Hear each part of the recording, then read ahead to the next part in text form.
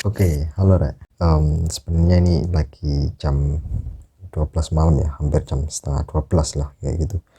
Baru bisa bikin video, menyempatkan lah untuk membuat video gitu ya, karena memang lagi sibuk-sibuknya kayak gitu. Oke, jadi ya makanya udah tengah malam juga gitu ya, dan sedangkan saya lagi ada di kos-kosan gitu kan, karena takutnya mengganggu apa ya orang lain. Jadi ya sebenarnya agak bisik-bisik juga ya kalau ngomongnya ini, karena ya takutnya akan mengganggu kayak gitu. Oke, jadi kali ini saya akan membahas gitu ya tentang bisa nggak ya lulus kuliah fresh graduate kayak gitu ya bisa langsung menjabat jadi seorang pimpinan kayak gitu.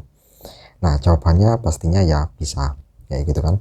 Nah, caranya gimana? Ya caranya kalian bisa mengikuti yang namanya manajemen trainer. Intinya pada pelatihan manajemen trainer ini itu seperti halnya seorang apa ya, perwira kayak gitu ya. Jadi kalau di militer gitu ya, atau di kepolisian itu kan ada akpol, akademi polisi, ada akademi militer kayak gitu ya, akmil kayak gitu.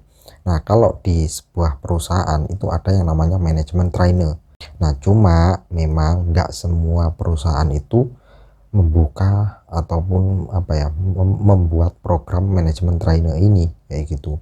Nah, biasanya program-program manajemen trainer ini hanya untuk perusahaan-perusahaan yang bisa dibilang perusahaan besar kayak gitu. Nah, biasanya manajemen trainer ini kalian bisa lihat ya lowongannya itu di beberapa situs kayak gitu. Kalau saya biasanya lebih senengnya itu kayak di Jobstreet kayak gitu gitu ya. Itu ada kayak gitu. Atau mungkin di website resminya juga ada. Dan ada kalanya juga kadang kampus-kampus ternama itu apa ya, sudah kerjasama dengan sebuah perusahaan kayak gitu kan, dan biasanya itu malah perusahaan itu membuka lowongan manajemen trainer ini tertutup kayak gitu. Jadi kayak di salah satu perusahaan tertentu kayak gitu ya, terus ada lowongan apa di perusahaan tersebut, itu ditempelkan di mading kampus biasanya kayak gitu. Nah, manajemen trainer ini adalah bisa dibilang apa ya, program percepatan gitu ya, program percepatan karir lah seseorang kayak gitu. Kalau di Akmil ataupun Akpol itu kan ya orang itu dipilih dari bibit yang terbaik dulu kayak gitu ya. Bibitnya itu kayak gimana, pastinya yang baik-baik dulu.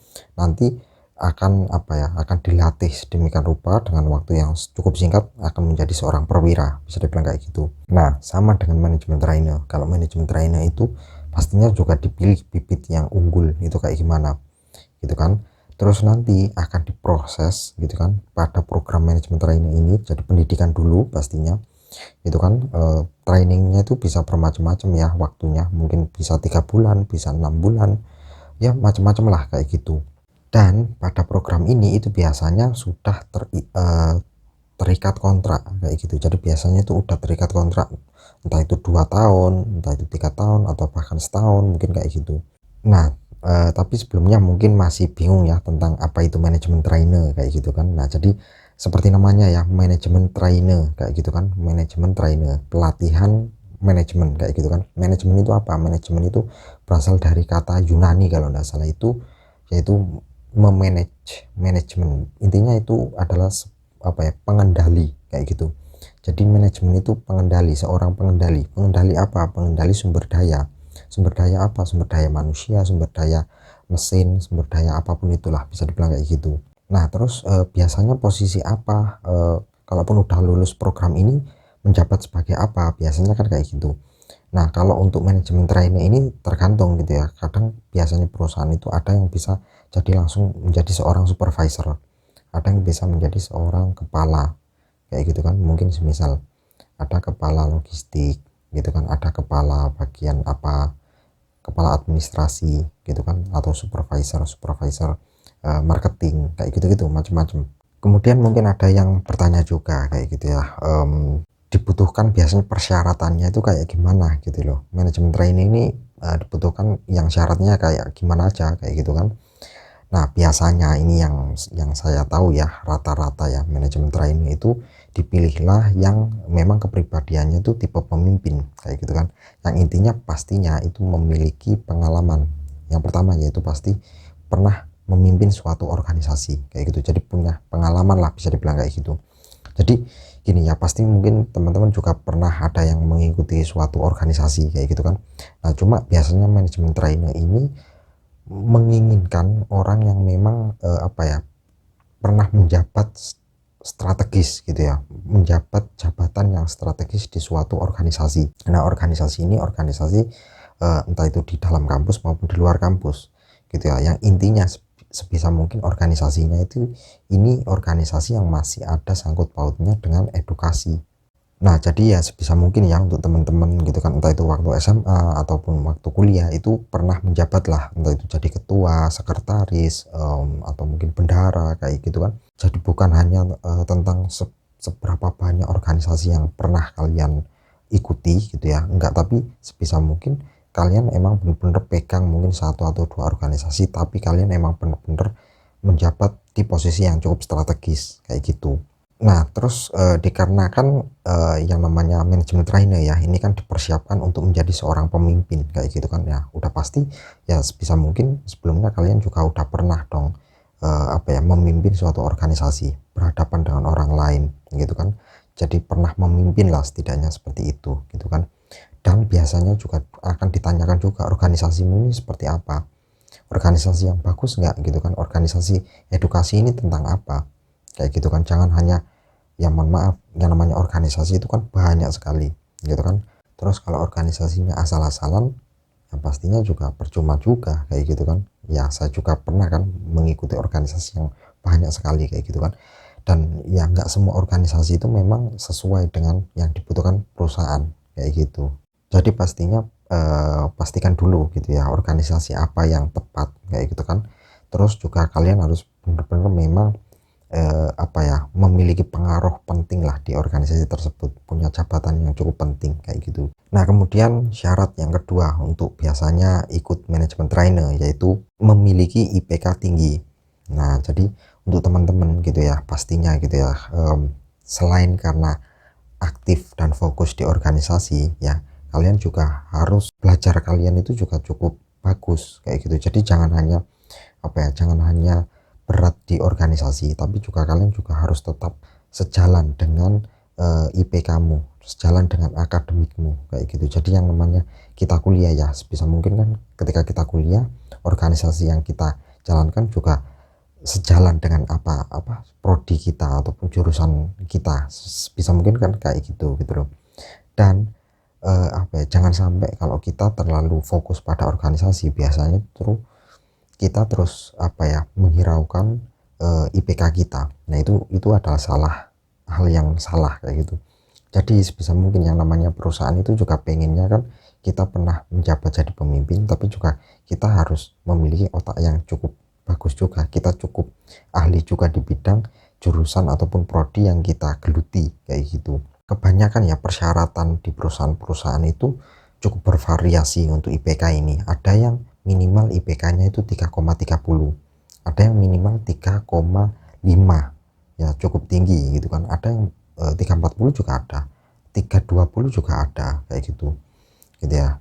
Ya mungkin apa ya, jarang-jarang juga tapi ada gitu ya, manajemen trainer yang memang minimal 3,0 itu juga ada gitu ya, tapi saya rasa jarang gitu, kebanyakan itu 3,30 ke atas. Kemudian persyaratan selanjutnya gitu ya, ya ini untuk apa ya, persyaratan bisa dibilang opsional kayak gitu ya, tergantung pribadi masing-masing gitu ya.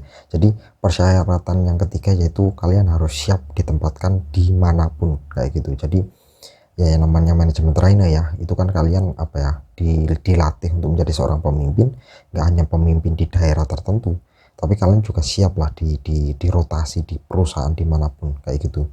Ya sama lah kayak Akmil, Akpol kayak gitu ya, jadi perwira di luar Jawa, di luar pulau itu harus siap kayak gitu. Nah, begitu juga perusahaan, namanya perusahaan itu punya cabang yang banyak kayak gitu kan, ada yang sampai ke luar negeri pun juga ada.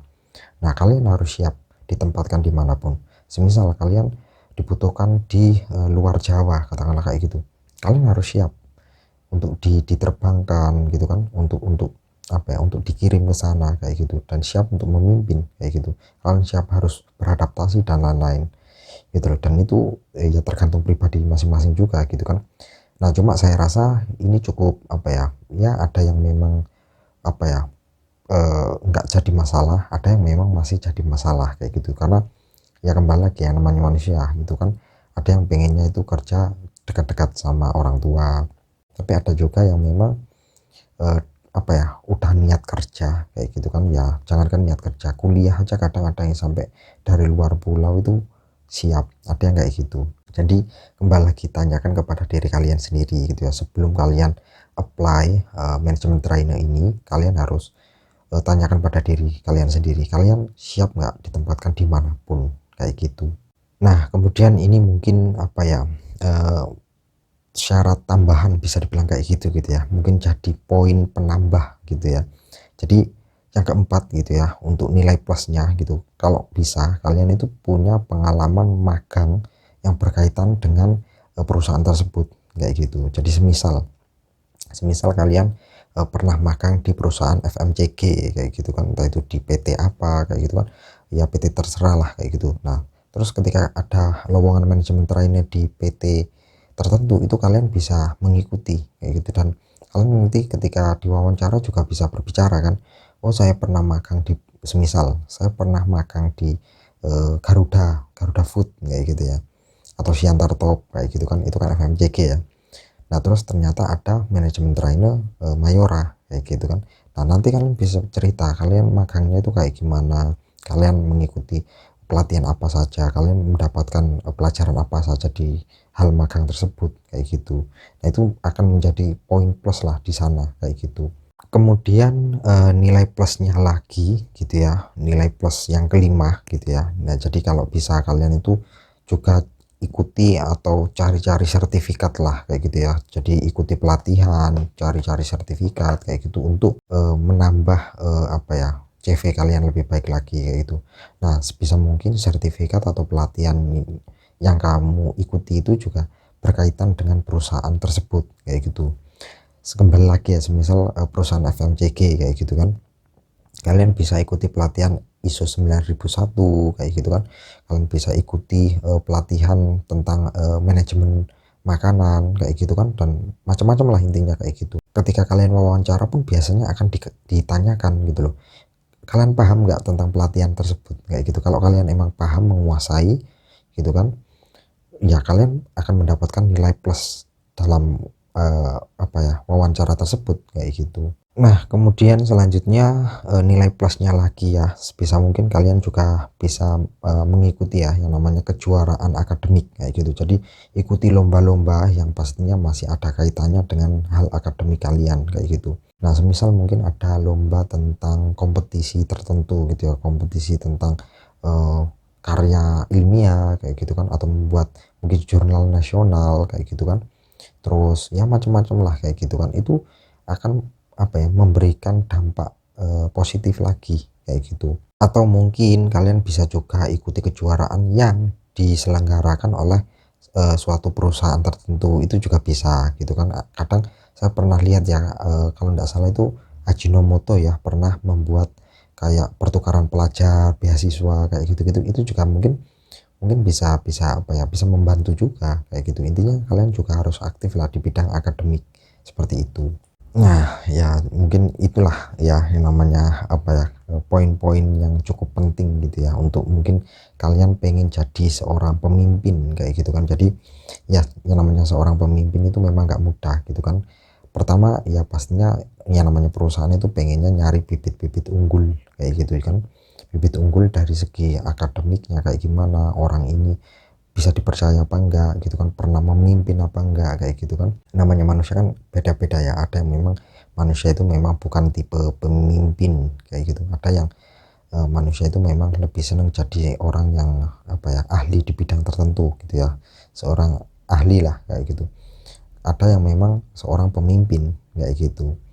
Nah cuma ya apa ya, tergantung diri kalian masing-masing, kembali lagi ya, tergantung diri kalian masing-masing. Jadi gini, setahu saya kalau di perusahaan gitu kan, lowongan kerja itu tidak selalu eh, apa ya, yang terbaik bakal diterima, nggak selalu kayak gitu. Yang terpenting adalah siapa yang paling tepat untuk perusahaan kayak gitu. Jadi mungkin ada orang yang pinter banget kayak gitu kan, tapi ternyata dia bukan seorang pemimpin gitu kan, ya mau nggak mau akan ditolak, nggak mungkin jadi pemimpin kayak gitu. Tapi ada juga yang memang orangnya itu pintar berorganisasi, akademiknya juga lumayan kayak gitu kan. Itu ya mungkin bisa di ini diperhitungkan. Nah cuma ya mungkin ini sedikit curhat juga gitu ya. Jadi saya juga kan pernah itu ya ikut manajemen trainer juga kayak gitu kan. Terus ya dari sana juga alhamdulillah sampai sekarang juga saya walaupun pindah perusahaan juga apa ya masih masih menjadi seorang pemimpin kayak gitu sampai sekarang kayak gitu. Cuma ya jadi seorang pemimpin itu memang nggak mudah gitu loh, sangat tidak mudah sekali kayak gitu ya. Apalagi kalian seorang fresh graduate kayak gitu kan, orang asing bisa dibilang kayak gitu ya, tiba-tiba memimpin orang lain itu sangat-sangat nggak mudah sekali kayak gitu. Jadi ya salah satu konsekuensinya juga kalian harus siap lah untuk dibenci orang lain, pasti gitu ya. Yang namanya manusia nggak harus seorang pemimpin ya, yang namanya manusia kalau semakin terkenal semakin apa ya, semakin bisa mempengaruhi orang lain itu harus siap untuk dibenci orang lain kayak gitu gitu ya. Ya pastinya ada yang menyukai ada yang membenci kayak gitu. Nah kemudian kalian juga harus siap direndahkan juga gitu kan, dicemooh gitu kan, ya macam-macam lah intinya kayak gitu. Karena ya kalian hanya orang asing tiba-tiba datang jadi pimpinan ya kan, pasti di apa ya, diragukan juga kan sama anak buah kayak gitu. Kamu siapa tiba-tiba memimpin kayak gitu kan, saya loh di perusahaan ini lebih lebih lama dari kalian kayak katakanlah kayak gitu. Terus mungkin dari umur juga dan lain-lain kayak gitu kan. Nah cuma kembali lagi yang namanya perusahaan sudah mencari bibit yang berkualitas kan. Nah kalau kalian memang berkualitas ya, kalian memang bibit yang berkualitas, kalian bisa memperlihatkanlah kualitas kalian ke anak buah kalian kayak gitu. Yang cuma kembali lagi ya namanya manusia memang nggak mudah, semua itu nggak mudah, nggak apa ya, penuh dengan permasalahan yang kompleks kayak gitu. Kita kerja harus apa ya, kerja sama tim juga penting kayak gitu.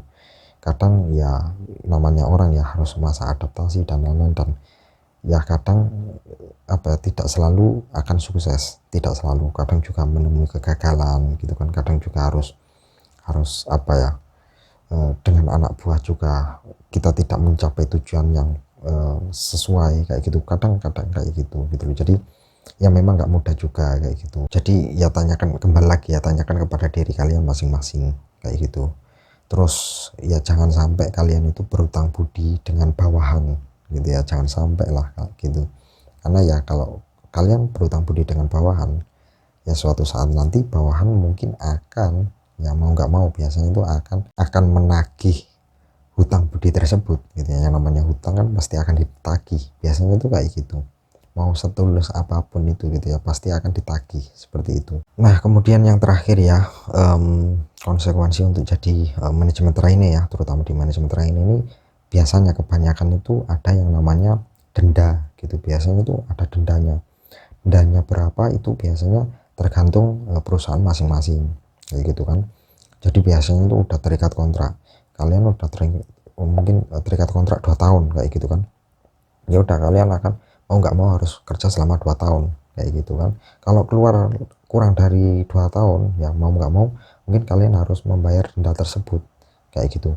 Kecuali kalau kalian memang gagal dalam tesnya, maksudnya dalam dalam pelatihannya kayak gitu. Jadi gini, yang namanya manajemen training ini memang nggak instan kayak gitu. Jadi gini, dari lolos wawancara dan lain-lain sampai diterima program manajemen trainer ya, ketika manajemen trainer sudah berlangsung kalian itu harus mempelajari lagi, belajar lagi, nanti dites lagi kayak gitu kan, on the job training kayak gitu. Jadi nggak serta merta lulus langsung jadi pemimpin, enggak kayak gitu. Jadi dilatih dulu. Nah selama mungkin pelatihan 3 bulan ataupun 6 bulan kayak gitu ya, kalian dinyatakan gagal, ya udah kalian gagal.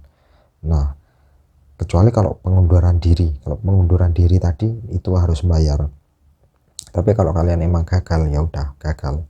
Tapi kalau kalian lolos kalian akan jadi pemimpin, diangkat jadi seorang pemimpin seperti itu. Jadi mungkin itu aja sih untuk kali ini ya, apa ya, pembicaraan tentang manajemen trainer kayak gitu kan.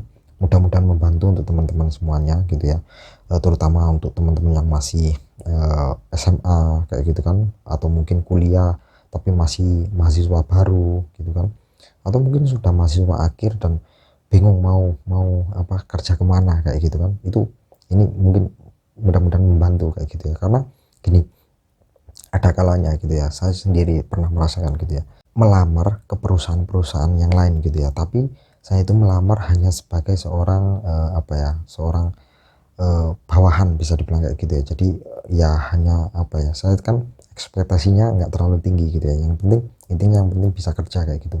Tapi ternyata nggak, malah nggak keterima. Karena apa? Karena saya tipe orang pemimpin kayak gitu. Nah kalau seorang pemimpin ya harusnya jadi pemimpin dong kayak gitu kan. Nah makanya kembali lagi ya, jadi perusahaan itu bukan mencari yang terbaik tapi mencari yang tepat kayak gitu. Begitu juga dengan lowongannya kayak gitu. Nah ketika saya coba untuk nyari lowongan yang penting ada gitu kan, entah itu admin atau apapun itu, nggak ada yang keterima. Tapi ketika ada manajemen trainer, ada jadi leader kayak gitu-gitu, alhamdulillah selalu lolos lolos lolos terus kayak gitu. Mungkin itu aja sih untuk kali ini gitu ya, karena udah malam juga gitu kan, jadi nggak enak juga gitu ya ngobrol banyak-banyak.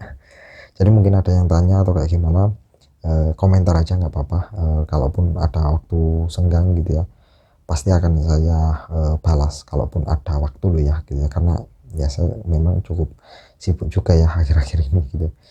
Jadi ya mudah-mudahan membantu. Terima kasih, sampai jumpa.